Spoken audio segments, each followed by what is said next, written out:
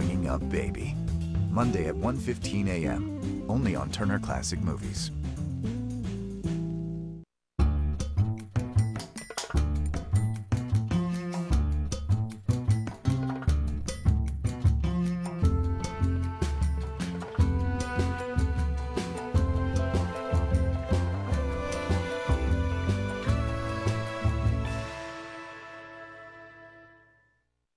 Hey there, everybody. Thanks for joining us on TCM. I'm Ben Mankiewicz.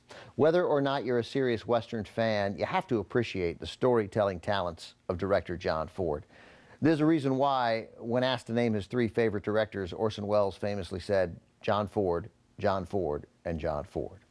Before Ford was done making movies, he was the proud owner of 4 Best Director Oscars. Only 3 men have more than 2, Frank Capra and William Wyler with 3. John Ford is the only director with 4. And though Ford worked effectively in many different genres, he's best remembered for his outstanding Westerns, especially those Westerns he made with leading man John Wayne. And it's really saying something about Ford, because you have to consider that none of his 4 Oscar wins was for a Western.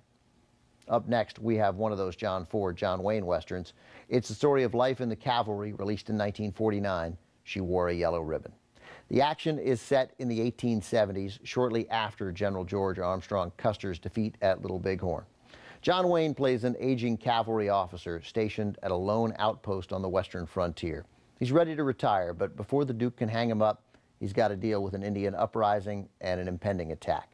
This was the second of 3 films Ford and Wayne made together in a 3-year period, all of them about life in the cavalry. The other 2 were Fort Apache and Rio Grande. Now, at the time, these 3 movies were considered solid Westerns, certainly, but not much more. In the years since, however, these 3 films have seen their reputations rise considerably. Today, they're often referred to as John Ford's Cavalry Trilogy, and they're considered minor masterpieces.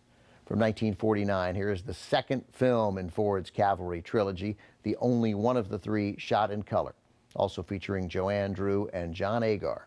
She Wore a Yellow Ribbon.